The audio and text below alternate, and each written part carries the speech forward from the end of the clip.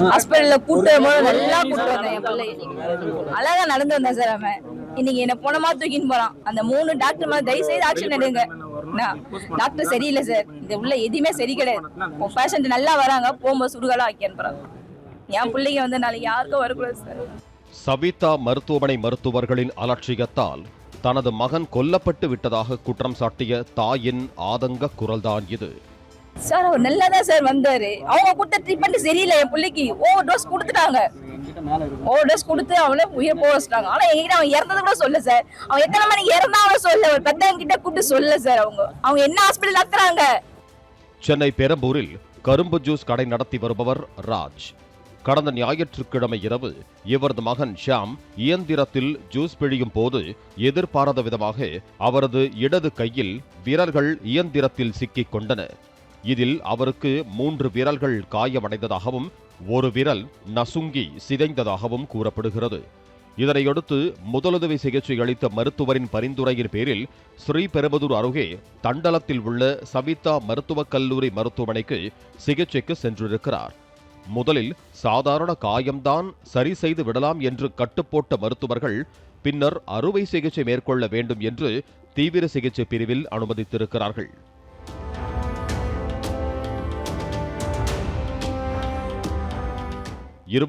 தேதி மதியம் 2 மணி அளவில் அறுவை சிகிச்சை செய்வதற்கு அழைத்து சென்ற மருத்துவமனை நிர்வாகம் 28ஆம் தேதி அதிகாலை ஷியாம் சுய நினைவை இழந்ததாக தெரிவித்துள்ளது.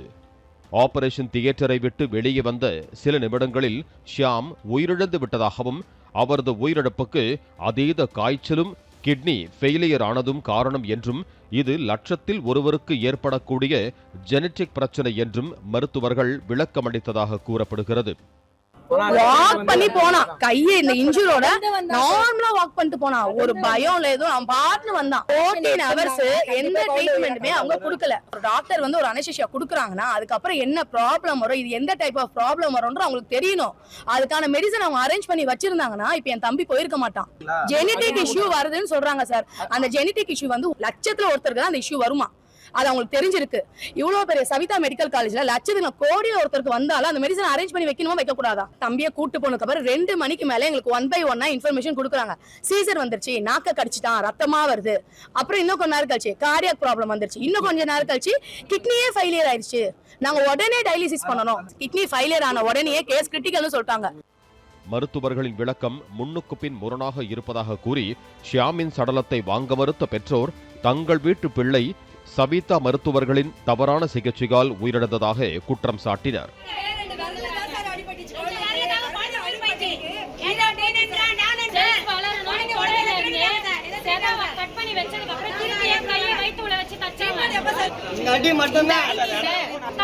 ஒரே ஊசி போட்டாங்க.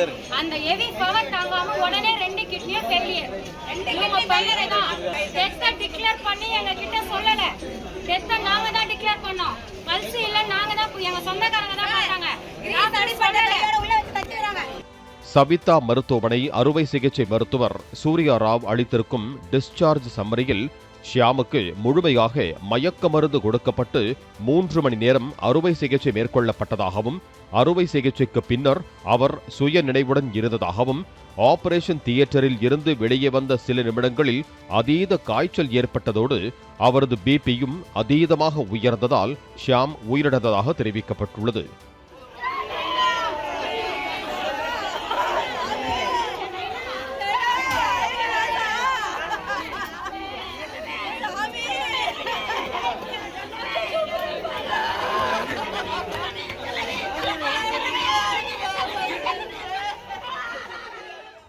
ஆனால் சிகிச்சைக்கு அனுமதிக்கப்பட்ட போது ஷியாமுக்கு பிபி அளவு பரிசோதித்த விவரங்கள் ஏதும் இடம்பெறவில்லை. மருத்துவர்கள் அளித்த டிஸ்சார்ஜ் சம்மரியை படித்து பார்த்த விவரமான உறவினர்கள் சிலர் முழுக்க முழுக்க மயக்கவியல் மருத்துவரின் மெத்தனத்தால் ஷியாம் உயிரிழந்ததாக குற்றம் சாட்டினர். ட்ரீட்மெண்ட் சரியா பண்ணாத அனஸ்தீசியா நிறைய கொடுத்து அந்த வலி மருந்து நிறைய கொடுத்து இவருக்கு வந்து என்ன ஆயிடுச்சுன்னா ஃபிக்ஸ் வந்துடுச்சு. இவங்க அதிகமா டோசேஜ் கொடுத்துட்டு எங்களை வந்து இந்த மாதிரி எங்க புள்ளைய வந்து நாங்க எழுந்துட்டு நிக்கிறோம். கை விரல்களில் அறுவை சிகிச்சை என்றால் கை மட்டும் மரத்து போகும் அளவுக்கான மயக்க மருந்து செலுத்தினால் போதுமானது. ஆனால் அதை விடுத்து உடல் முழுவதற்கும் சேர்த்து அளவுக்கு அதிகமான மயக்க மருந்து ஊசி மூலம் செலுத்தப்பட்டதால் இந்த உயிரிழப்பு நிகழ்ந்திருப்பது அப்பட்டமாக தெரிவதாக குற்றம் சாட்டினர். ஹாஸ்பிட்டல்ல கூட்டு வரும்போது நல்லா கூட்டு வந்தேன் என் பிள்ளை. அழகா நடந்து வந்தேன் சார் அவன். இன்னைக்கு என்ன போனமா தூக்கின்னு போறான். அந்த 3 டாக்டர் மேல தயவு செய்து ஆக்ஷன் எடுங்க. டாக்டர் சரியில்லை சார், இந்த உள்ள எதுவுமே சரி கிடையாது. அவங்க கொடுத்த ட்ரீட்மெண்ட் சரியில்லை. என் பிள்ளைக்கு ஓவர் டோஸ் கொடுத்துட்டாங்க. ஓவர் டோஸ் கொடுத்து அவளை உயிர் போக வச்சிட்டாங்க. ஆனா என்கிட்ட அவன் இறந்தது கூட சொல்ல சார். அவன் எத்தனை மணிக்கு இறந்தா அவன் சொல்ல, ஒரு பெத்தவங்க கிட்ட கூப்பிட்டு சொல்ல சார். அவங்க என்ன ஹாஸ்பிட்டல் நடத்துறாங்க.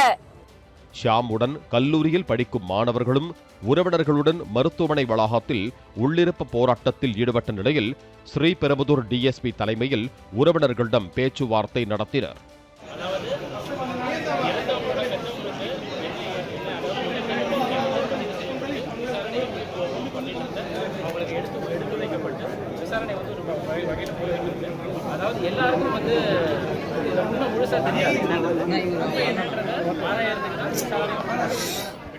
பேச்சுவார்த்தைக்கு பின்னர் இளைஞர் ஷாமின் சடலத்தை பிணக்கூராய்வுக்காக குரோம்பேட்டை அரசு மருத்துவமனைக்கு போலீசார் அனுப்பி வைத்தனர்.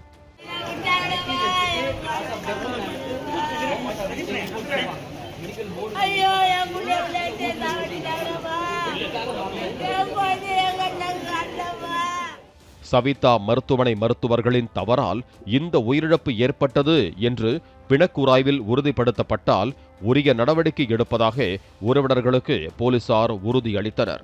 போஸ்ட்மார்ட்டம் வந்து முறையா 4 பேர் வச்சு பண்ணா வீடியோ ஃபுட்டேஜோட பண்ணி தரேன்னு சொல்லி கோர்ட்ல சப்மிட் பண்ணணும்னு சொல்லிருக்காங்க. கை போனக்குள்ள உயிர் போச்சு. சாதாரண கை போன உயிர் போச்சு. அது ஆரோக்கியத்தில் இருக்கிறாங்க எல்லாரும் சொல்லுங்க. நீங்க அந்த முறையா என்ன பாதகம் இல்லாம ஏற முறையா ஒரு ஏழைக்கு என்ன பண்ணுமோ. இதையடுத்து போராட்டத்தில் ஈடுபட்டவர்கள் கலைந்து சென்றனர். பாலிமர் செய்திகளுக்காக பூந்தமல்லி செய்தியாளர் பிரேம் மற்றும் வேல்ராஜ்.